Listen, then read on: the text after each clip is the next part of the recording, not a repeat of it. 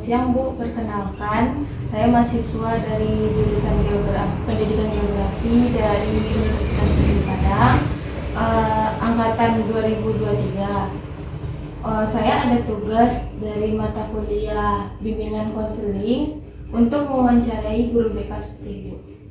Untuk itu saya menemui Ibu. Apakah Ibu bersedia untuk diwawancarai? Bersedia. Kalau boleh tahu nama Ibu siapa? Nama saya Anissa Aulia. Ibu bertugas di mana? Bertugas di SMP Negeri 8 Pariaman. Jadi sudah berapa lama Ibu menjadi guru? Saya sudah bertugas menjadi guru BK itu sejak tahun 2017. Berarti sudah sekitar 8 tahun. Namun di SMP 8 baru dari tahun 2019. Sekitar 6 tahun. Berarti 2 tahun sebelumnya di sekolah yang berbeda. Itu di SMP Negeri 35 Padang. Kalau sekarang di SMP Negeri 8 Pariaman. Oh, sudah lama ya Bu. Langsung saja Bu, saya mengajukan beberapa pertanyaan untuk wawancara ini. Apakah Ibu bersedia? Yang pertama, apa saja kompetensi utama yang harus dimiliki oleh Ibu sendiri dan bagaimana penerapannya dalam Kompetensi utama untuk guru BK itu sebenarnya ada 4. Yang pertama ada kompetensi pedagogik, kemudian ada kompetensi kepribadian, ada kompetensi sosial, dan ada profesional. Kompetensi pedagogik tercermin dalam kemampuan menyusun program, membuat layanan yang berbasis pada kebutuhan peserta didik. Kemudian kompetensi kepribadian ini juga penting agar guru BK menjadi sosok yang bijaksana dan contoh dan teladan bagi siswanya di sekolah. Kemudian kompetensi sosial yang memungkinkan guru BK membangun relasi dengan seluruh warga sekolah, terutama tentunya dengan peserta didik. Kemudian kompetensi profesional berkaitan dengan pemahaman dalam teori dan praktik bimbingan dan konseling. Dalam penerapannya itu saya seperti melakukan asesmen di sekolah. Setelah melakukan asesmen, mengolahnya, setelah diolah kemudian membuat program. Setelah dibuat program ada beberapa jenis layanan, kemudian melaksanakannya di dalam kelas. Itu adalah bentuk penerapan dari kompetensi-kompetensi yang saya sebutkan tadi. Baik Bu, bagaimana Ibu mendefinisikan bimbingan dan konseling serta apa tujuan utamanya? Bimbingan dan konseling itu adalah layanan yang dilakukan oleh guru BK terhadap siswa, di mana tujuannya itu adalah untuk memandirikan siswa itu sendiri dan untuk mencapai yang namanya KES, kehidupan efektif sehari-hari. Tujuan utamanya adalah membantu siswa supaya hidup mandiri, bertanggung jawab, serta mampu mengambil keputusan yang bijak terhadap dirinya, baik untuk suatu permasalahan dalam akademik maupun dalam kehidupan sehari-hari. Baik Bu, selanjutnya dapat Ibu ceritakan contoh kesalahpahaman yang sering terjadi di sekolah?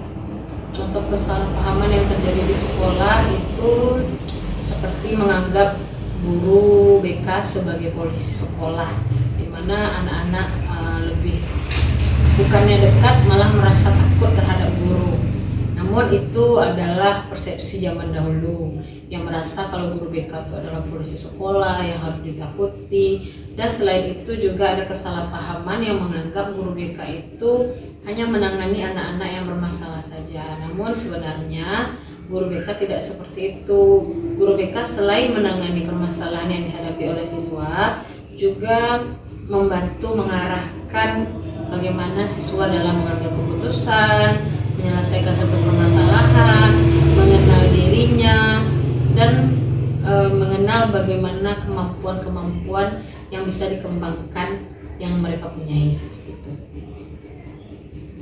Bagaimana eksistensi dan kedudukan layanan BK di sekolah menurut Ibu? Secara formal itu bimbingan dan konseling eksistensi atau kedudukannya itu berdasarkan undang-undang terdapat pada Permendikbud nomor 111 tahun 2014 tentang bimbingan dan konseling. Layanan BK adalah bagian integral dari sistem pendidikan yang mendukung pengembangan peserta didik secara menyeluruh. Sedangkan secara informal, saya membangun eksistensi layanan BK melalui pendekatan terbuka terhadap siswa, hadir di berbagai kegiatan sekolah, serta aktif dalam tim lintas fungsi sekolah. Apa saja prinsip-prinsip utama yang selalu Ibu pegang dalam Prinsip utama yang saya pegang antara lain adalah empati, menghargai keberagaman, mengedepankan potensi siswa, serta menjaga objektivitas dan profesionalisme dalam membantu siswa. Bu, bagaimana penerapan asas-asas BK seperti kerahasiaan, kesukarelaan, dan keterbukaan dalam praktiknya?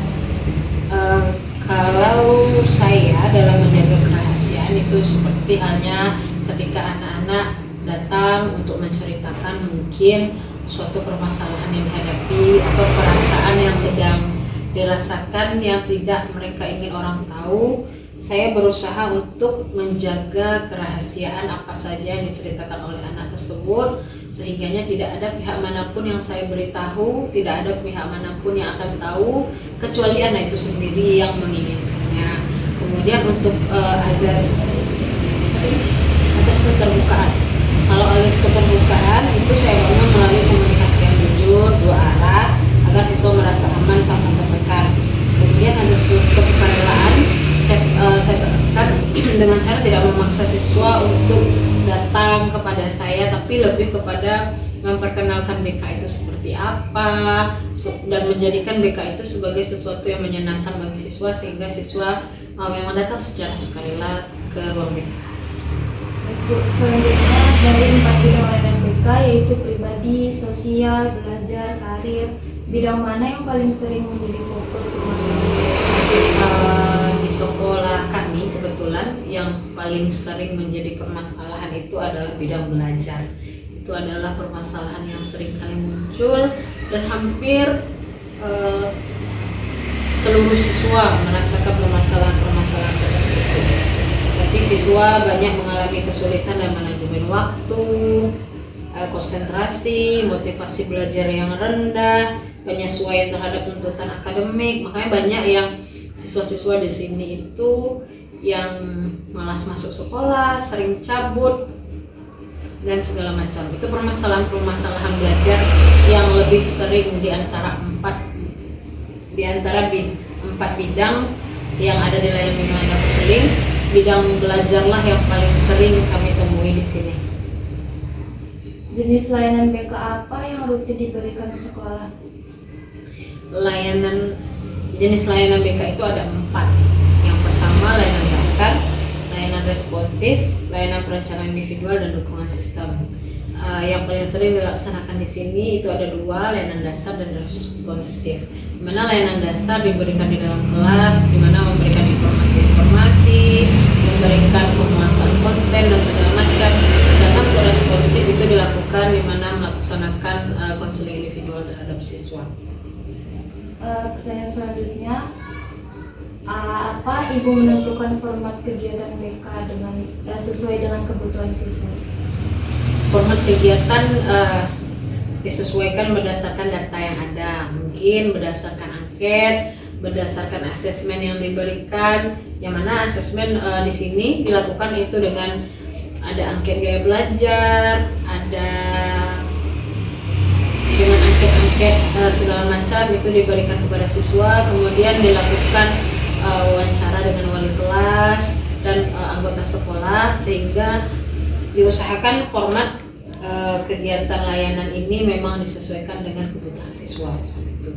Baik Bu, apakah sekolah Ibu sudah menerapkan model pelayanan BK dan berfungsi?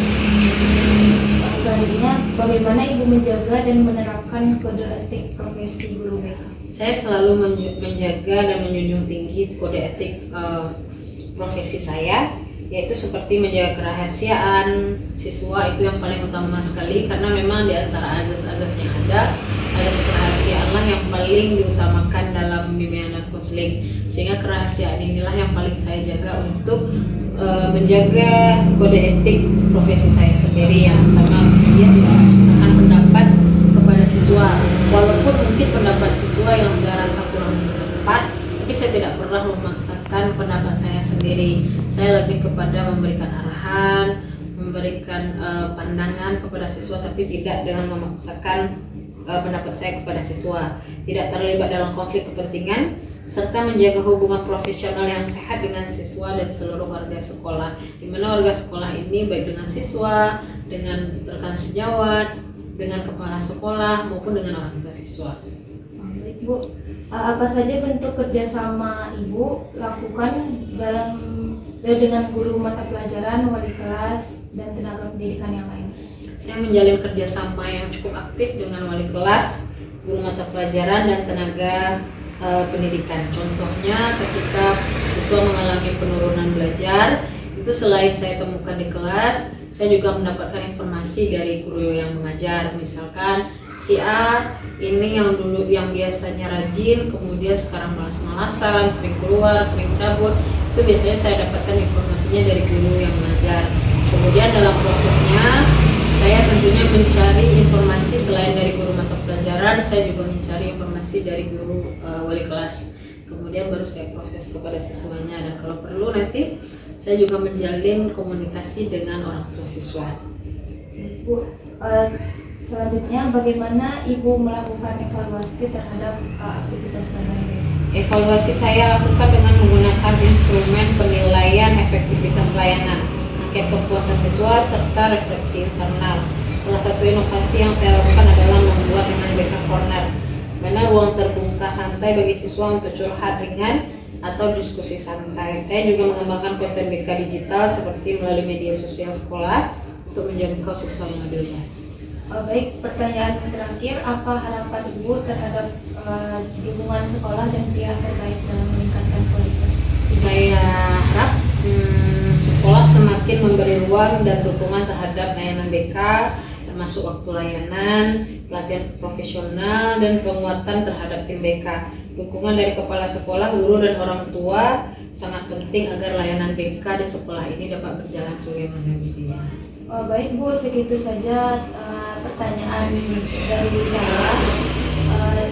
Atas waktunya, terima kasih Bu.